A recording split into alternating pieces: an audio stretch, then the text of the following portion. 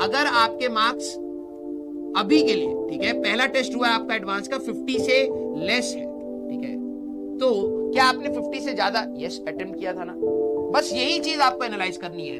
आपका अटेम्प्टेड, अगली बार आपको क्या कोशिश करनी है, आपका अटेम्प्टेड कोशिश करिए 100 मार्क्स का ही हो या 70 मार्क्स का ही हो, और 70 to 80 मार्क्स का ही आप अटेम्प्ट करिए, 70 to 80 मार्क्स का ही आप अटेम्प्ट करिए, और कोशिश करिए आप 100% एक्यूरेसी लाइए। देखिए भाई, मैं आपको पहले ही बता रहा हूं, एडवांस के टेस्ट में मार्क्स कम आते हैं, ठीक है, एडवांस के टेस्ट में मार्क्स कम आते हैं, दैट इज वेरी नॉर्मल, ठीक है। जबरदस्ती अपने आप को स्ट्रेस मत देना कि यार मेरे तो 50 ही मार्क्स आए हैं, ये तो कुछ भी नहीं होता, इससे तो सिलेक्शन होगा नहीं। सिलेक्शन आज नहीं होता है, 2 साल बाद होता है। हमें अपनी प्रोग्रेस ऐसे रखनी है कि हम लोग सिलेक्शन तक पहुंचे, समझ रहे हो? तो आपने 70 to 80 मार्क्स का आपको अगली बार अटेम्प्ट करना है। आप ये एनालाइज करिए कि गलतियां कहां हुई, ठीक है, आप ये एनालाइज करिए कि आपकी गलतियां कहां हुई है। अगर वो कैलकुलेशन में है तो अब जितनी बार देखो, आपकी या तो हो सकती है कैलकुलेशन में गलती हो, या फिर आंसर मार्किंग में गलती हो, ठीक है, आंसर आपने गलत मार्क कर दिया, या फिर कंसेप्चुअल गलती हो, या फिर आपने क्वेश्चन को ही गलत रीड करा, या रीडिंग/रिवीजन की आपकी गलती हो, ठीक है।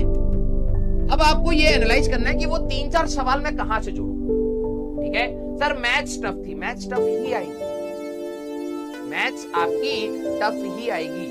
आप क्या चाहते हैं बेटा, कि आपको खुशी दिलाने के लिए पेपर सेट किया जाए?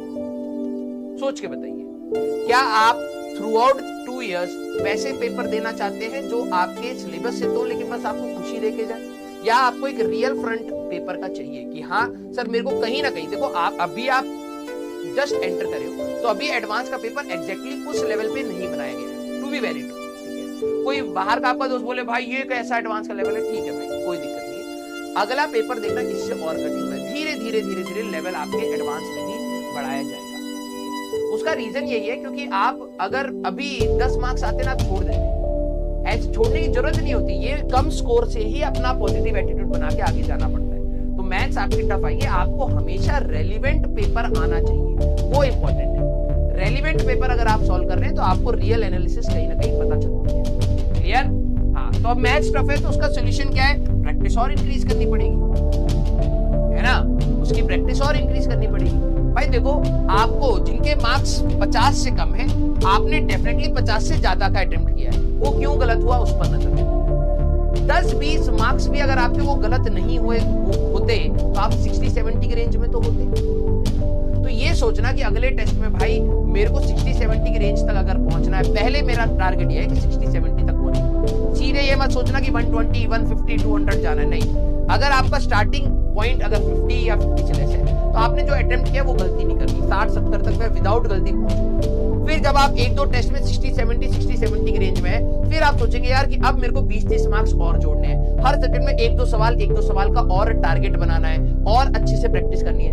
ये मार्क्स आपके धीरे धीरे बढ़ते हैं। जेईई मेंस में आपको बहुत ज्यादा फ्लक्चुएशन देखने को मिल सकता है कि अगला टेस्ट आप बहुत अच्छे से फोड़ दें और अगले टेस्ट में नहीं। एडवांस में आपके कंसिस्टेंटली लो मार्क्स रहेंगे और लो को धीरे धीरे इंक्रीज करना है, क्लियर? यस। तो आपकी जो भी गलतियां हैं बेटा, देखिए यहीं पर आपकी नेगेटिव मार्किंग होती है। अब जिसकी कैलकुलेशन गलतियां हैं, ध्यान सुनना, कई बच्चे कहते हैं सर सिली मिस्टेक्स को हम कैसे पकड़े, ठीक है। मैं थोड़ा सा आपको ओरिएंटेशन दे रहा हूं, रीजन बीइंग क्योंकि आपका फर्स्ट एडवांस का टेस्ट हुआ है, अब अगला भी आपका टेस्ट शायद आई थिंक जेईई मेंस का है, फिर जेईई मेंस का है, फिर एडवांस का है। तो आप अपने नेक्स्ट टेस्ट के लिए अभी से तैयारी करिएगा, ठीक है। कैलकुलेशन में क्या होता है, जब आप प्रैक्टिस कर रहे होते हैं आपसे गलतियां होती कहां है, जो मैंने बच्चों में देखी है और अपने खुद में देखी है। एक तो होती है ब्रैकेट ओपन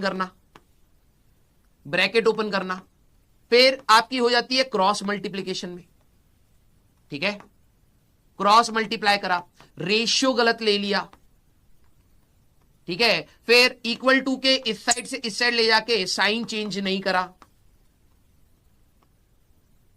ठीक है, ये वाली गलतियां होती है। और सिंपली एडिशन 2+2 या 3+2 को 5 लिखना था, आपने मल्टीप्लाई कर दिया। बहुत बेसिक मैथमेटिक्स की गलती होती है, बेसिक मैथ्स, ये आपकी कैलकुलेशन में एरर होती है, हाँ या ना, यस और नो? ठीक है। हाँ, मैं आपको बता रहा हूं, अब देखो थोड़ा सा ओरिएंटेशन में टाइम लगेगा, लेकिन इसको कैसे इंप्रूव करना है आगे वाले टेस्ट में, कैसे हम लोग देखें, आप एनालाइज करेंगे तो कहीं ना कहीं यही गलतियां होती है कि आपने रेशियो गलत ले लिया। सर मेरे को A1/A2 का रेशियो निकालना था, मैंने A2/A1 का रेशियो निकाल करके मार्क कर दिया।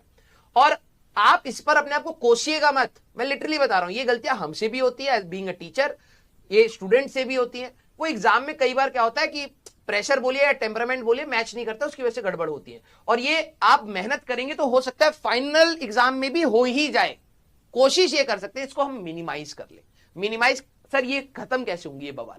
ये खत्म होगी जब आप प्रैक्टिस कर रहे हैं, मेरे वर्ड को सुनना, जब आप प्रैक्टिस कर रहे हैं ना, जब आप प्रैक्टिस कर रहे हैं तो आप अपने क्वेश्चन को ना फुल सॉल्व करिए। आप ये मत सोचिए मैं स्टेप्स मिस करूंगा, फुल स्टेप्स लिख के सॉल्व करिए।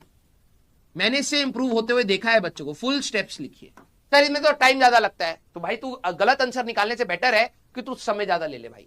तू 5 क्वेश्चन की जगह 3 सवाल कर, लेकिन 3 ढंग से सवाल सॉल्व कर, क्योंकि एग्जाम में भी वही एटीट्यूड तू लेके जाता है, तू ज्यादा क्वेश्चन पर जा रहा है और नेगेटिव खा के आ जा रहा है। तो पहले हमें अपने नेगेटिव को कंट्रोल करना है, ठीक है। तो फुल स्टेप से करिए। जब आपका क्रॉस मल्टीप्लाई में आपको दिक्कत लग रही है तो एक स्टेप बढ़ा दीजिए भाई, एक स्टेप बढ़ा दीजिए। ब्रैकेट में अगर गलती लग रही है तो ब्रैकेट डायरेक्टली ओपन ना करके एक एक स्टेप बढ़ा करके आप अपने सॉल्व करिए, और धीरे धीरे प्रैक्टिस के साथ आपको ये क्लियर होगा। आंसर मार्क करने में लिए 2 स्टेप वेरिफिकेशन कर लीजिए। यार जब आपको पता है कि आप आंसर गलत मार्क करते हैं ठीक है, अगर आपको पता है कि सर मेरे से गलती हो जाती है, कई बार मैं जल्दबाजी में ऑप्शन ए सेलेक्ट करना था, मैंने डी सेलेक्ट कर लिया, देखा सिमिलर से लग रहे थे, मैंने रीड नहीं करा। 2 स्टेप वेरिफिकेशन। 2 स्टेप में मतलब पहले आप आंसर को लिख लीजिए, इसका आंसर ए होगा। फिर जब आप सेकंड राउंड में जब एक बार आएंगे तब आप एक बार उन क्वेश्चंस को जरूर देखिए कि आपने OMR या फिर आंसर जो मार्क करा है क्या आप वही मार्क करा है या नहीं करा है, तो 2 बार इसको वो देखिए। कंसेप्ट, अब बात यह है कंसेप्ट आपकी क्लास और प्रैक्टिस से आएगा। क्लास में ध्यान से सुनिए, जो क्लास में क्वेश्चन कराए जा रहे हैं उन सवाल को डिकोड कैसे कर रहा है टीचर। कई बच्चे क्या करते हैं, सीधे जाते हैं सवाल करा दो सर। नहीं बेटा ऐसे नहीं होती तैयारी, मैं लिटरली बता रहा हूं, खतरनाक सवाल तेरे परखच्चे उड़ा देंगे, उनकी लैंग्वेज तुम डिकोड नहीं कर पाओगे। सवाल टफ हो या ना हो, तुम लैंग्वेज ही डिकोड नहीं कर पाओगे, तुम पहली लाइन नहीं लिख पाओगे उस सवाल की। तो आपको क्या करना है, जब क्लास में पढ़ाया जा रहा है फुल कंसंट्रेशन से सुनिए कौन से टीचर कौन से वर्ड से सवाल को सॉल्व करना स्टार्ट कर रहा है। जैसे मान लीजिए मेरे पास 5 स्टेटमेंट्स आ गए, तो मैं 5 स्टेटमेंट में कौन से वर्ड को पकड़ रहा हूं और उससे अपना क्वेश्चन स्टार्ट कर रहा हूं। ये ढूंढना क्लास में टीचर के साथ है, और फिर उसी के ऊपर आप प्रैक्टिस करेंगे, ठीक है। अब रीडिंग एंड रिवीजन, ये भी वही प्रैक्टिस के साथ ही हमारे पास एसोसिएटेड।